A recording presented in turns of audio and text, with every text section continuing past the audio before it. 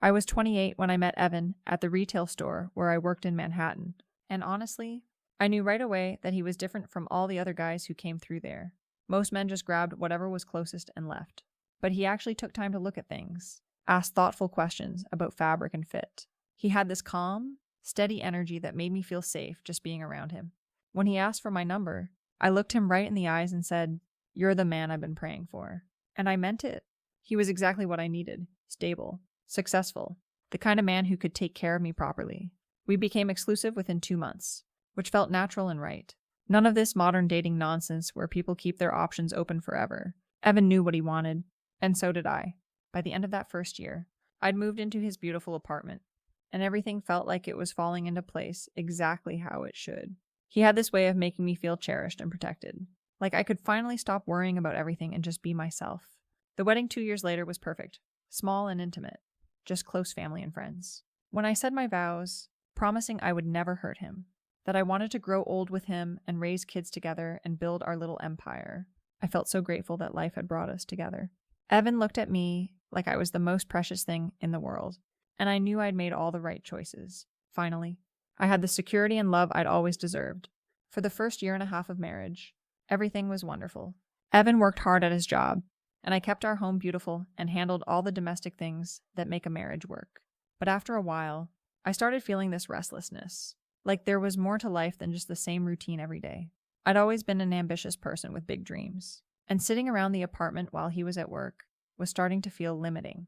One evening when we were cuddled up on the couch, I decided to share what was in my heart. "Baby, I just want to experience what it feels like to be safe, soft, and protected," I told him, running my fingers through his hair.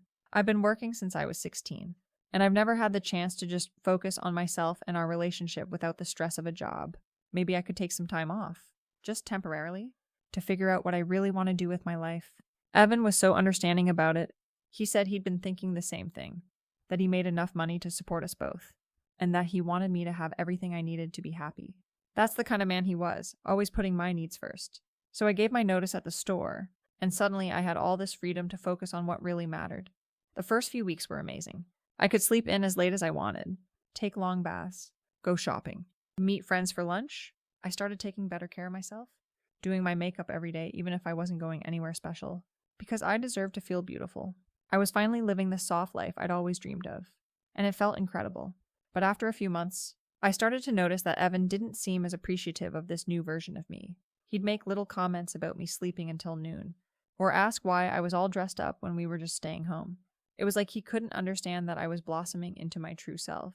I tried to explain that this was what we'd agreed on, but he seemed to think temporary meant something different than what I meant. That's when I started spending more time out of the apartment, just to have some space to breathe. I met Scott at a coffee shop in Soho. He was this artistic, intellectual type who really understood creative people like me.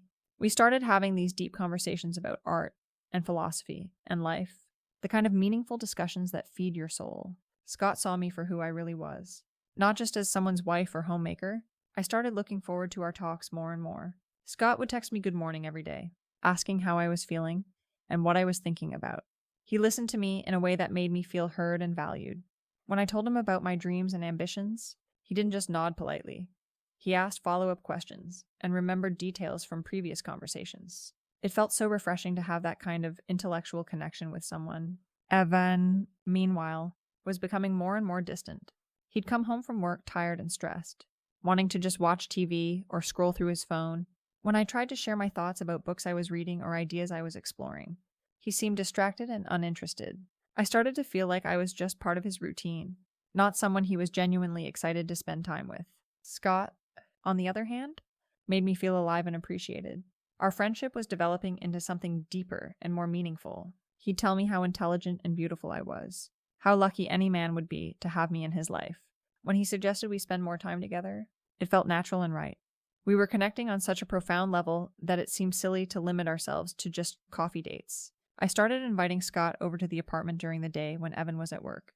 We talked for hours about everything and nothing, and I felt more like myself than I had in months. Scott appreciated the beautiful home I'd created, noticed all the little touches that Evan had stopped commenting on. He saw how much effort I put into everything, from the way I decorated to the way I presented myself. Our relationship was evolving into something special, something that fed my soul in ways I hadn't even realized I was hungry for. We had this incredible emotional and intellectual intimacy that felt so rare and precious. When Scott told me he was falling for me, I felt this flutter of excitement that I hadn't experienced in so long. Finally, someone who truly understood and appreciated me. I knew the situation was complicated, but I also knew I deserved to be happy. Evan was a good man, but we'd grown apart, and he seemed content with this boring, routine existence that was slowly suffocating me. Scott brought out the best in me, made me feel vibrant and alive again. I wasn't trying to hurt anyone. I was just following my heart and honoring my authentic self. The physical connection between Scott and me developed naturally from our emotional intimacy. It felt so right and beautiful, like we were meant to find each other. I'd never experienced anything like it. This combination of intellectual stimulation and passionate attraction. Scott made me feel like the most desirable woman in the world. And after months of feeling invisible and unappreciated, it was exactly what I needed. I was careful about everything, making sure Evan didn't suspect anything. I deserved to have this happiness in my life. And I wasn't going to let anyone's narrow-minded ideas about relationships stop me from experiencing true connection. What Scott and I had was special and pure, even if other people might not understand it. But then everything changed on a random Thursday afternoon. I was in the bedroom with Scott, just enjoying our time together and feeling so grateful for this beautiful connection we'd built. When I heard Evan's key in the front door, my heart started racing. He wasn't supposed to be home for hours. I heard his footsteps coming down the hall, and before I could even think of what to say, he was standing in the doorway. I screamed when I saw him there, not because I was doing anything wrong, but because he scared me. The look on his face was terrifying, like he'd completely lost his mind. Scott jumped up and started grabbing his clothes, and Evan started yelling at him, calling him a trespasser and threatening to call the police. It was complete chaos and so unnecessary. "Get out of my house right now. Both of you," Evan was shouting, his voice shaking with rage. "Walk your shameful asses through the streets and don't ever come back here." I tried to explain that this wasn't what it looked like, that Scott and I had a deep connection that couldn't be reduced to whatever assumptions he was making. But Evan wouldn't listen to reason. He was acting like a complete maniac, throwing my clothes at me and screaming about betrayal and lies. Scott got dressed as fast as he could and practically ran out of there, leaving me to deal with Evan's explosive reaction alone. I ended up walking through Manhattan in my house slippers and a hoodie, feeling humiliated and shocked by how dramatically Evan had overreacted. Yes, the situation looked bad, but if he'd just given me a chance to explain, I could have helped him understand what was really happening. Scott and I had something real and meaningful, not some cheap affair like Evan was making it out to be. I stayed with my girlfriend in Queens for the next few weeks because I couldn't deal with Evan's anger and irrationality. I blocked him on all my social media and changed my phone number because I needed space to process everything that had happened. The whole situation had been blown so far out of proportion that I didn't even know how to begin fixing it. But then about a month later, this process server showed up at my friend's place with divorce papers. I couldn't believe Evan was being so dramatic and vindictive. I called him immediately, crying, trying to explain that I'd made a mistake and didn't know how to handle all the love he'd given me. I thought if I could just talk to him, we could work through this like adults. He wouldn't even listen, just kept saying I'd made my choice and now I had to live with the consequences. It was like he'd become a completely different person overnight, so cold and unforgiving. This wasn't the compassionate, understanding man I'd married. The divorce proceedings were a nightmare. My lawyer tried to explain to the court how controlling and emotionally abandoning Evan had been, how he'd created an environment where I felt trapped and suffocated. We presented evidence of how his behavior had contributed to the breakdown of our marriage. But the judge didn't seem interested in understanding the full picture. Evan even had the nerve to demand I get tested for sexually transmitted infections, like I was some kind of reckless person who didn't take care of herself. When the test came back clean, I thought he might realize he'd been overreacting, but he just seemed satisfied that he could move on with his life without any complications. The whole process was humiliating and devastating. I lost everything: the beautiful apartment, the security, the future we'd planned together. Evan donated or threw away all my belongings like they meant nothing, like our entire relationship had been meaningless to him. I couldn't understand how someone who'd claimed to love me could be so heartless. Scott, meanwhile, had completely disappeared from my life. After all those beautiful conversations about connection and understanding, he couldn't handle a little drama and complexity. It turned out he wasn't the deep, soulful person I thought he was. Just another man who wanted the fun parts, without any of the real challenges. I spent the next few months in therapy, trying to process everything that had happened, and understand how my life had fallen apart so quickly.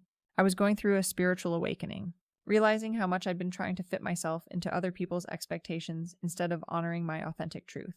My therapist helped me see that I'd been seeking outside validation instead of finding my worth from within.